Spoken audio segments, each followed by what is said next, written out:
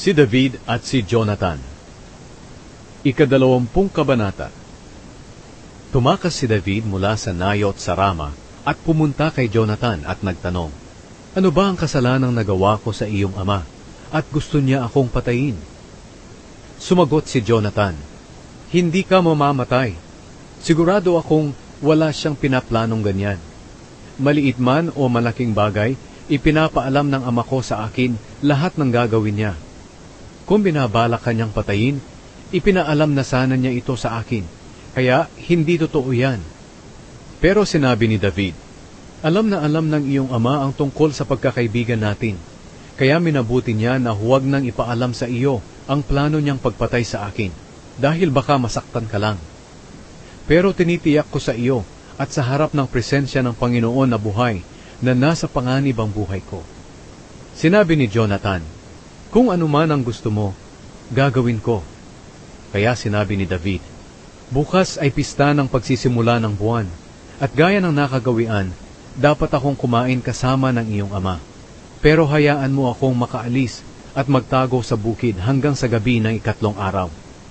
Kung hahanapin ako ng iyong ama, sabihin mo sa kanya na humingi ako ng pahintulot sa iyo na umuwi sa amin sa Bethlehem, para makasama ko ang buong pamilya ko sa paghahandog na ginagawa nila taon-taon. Kapag hindi siya nagalit, ibig sabihin ako'y wala sa panganib. Pero kapag nagalit siya, alam mo nang binabalak niya akong patayin. Kaya kung maaari, tulungan mo ako. Gawin mo sa akin ang kabutihang ito, ayon sa napagkasunduan natin sa harap ng presensya ng Panginoon. Pero kung nagkasalaman ako, ikaw na ang pumatay sa akin. Bakit mo pa ako ibibigay sa iyong ama?"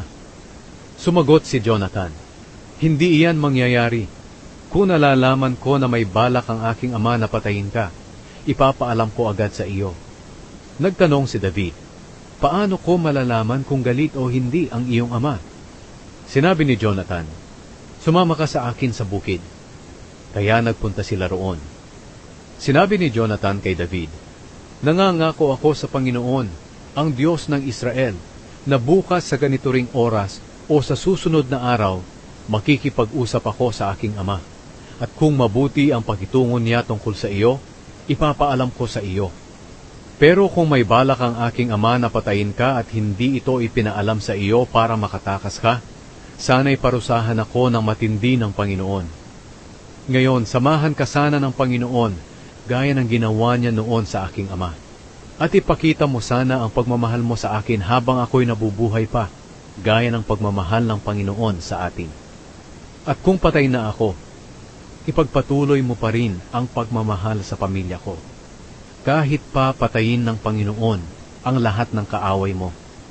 Kaya gumawa si Jonathan ng kasunduan sa pamilya ni David at sinabi niya, "Ibigay ka sana ng Panginoon sa iyong mga kaaway kapag hindi ka tumupad sa kasunduan natin." At pinasumpa ulit ni Jonathan si David ng pagmamahal sa kanya, dahil mahal na mahal niya si David gaya ng pagmamahal niya sa kanyang sarili. Pagkatapos sinabi niya kay David, "Bukas ay pista ng pagsisimula ng buwan at malalaman nila na wala ka roon, dahil bakante ang upuan mo. Sa makalawa bago gumabi, pumunta ka sa dati mong pinagtaguan sa bukid. Maghintay ka roon sa may bato ng Ezel. Darating ako at papana ng 3 beses sa gilid ng bato na parang may pinapana ako. Pagkatapos uutusan ko ang isang bata na hanapin ang palaso. Kung sasabihin ko sa kanya na nasa gilid niya ang mga palaso, lumabas ka. Tinitiyak ko sa iyo sa harap ng presensya ng Panginoon na buhay na wala kang dapat katakutang panganib. Pero kung sasabihin ko sa bata na nasa banda pa roon ang mga palaso, nangangahulugan ito na kailangan mong tumakas, dahil pinapatakas ka ng Panginoon. Tungkol sa sumpaan natin, alalahanin mo na ang Panginoon ang ating saksi magpakailanman." Kaya nagtago si David sa bukid, at nang dumating ang pista ng pagsisimula ng buwan, umupo si Haring Saul para kumain. Doon siya umupo sa dati niyang inuupuan sa tabi ng dingding. Si Jonathan naman ay naupo sa tapat niya at si Abner sa tabi niya.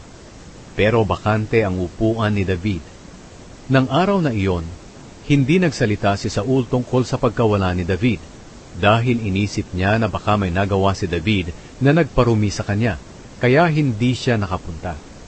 Pero nang sumunod na araw, ang ikalawang araw ng buwan, bakante pa rin ang upuan ni David.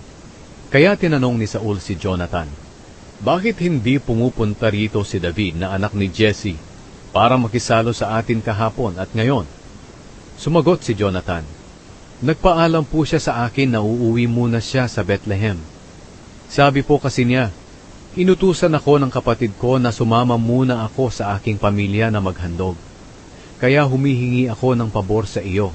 Payagan mo ako makita ang aking mga kapatid." Iyan po ang dahilan kung bakit hindi niyo siya kasalo. Galit na galit si Saul kay Jonathan.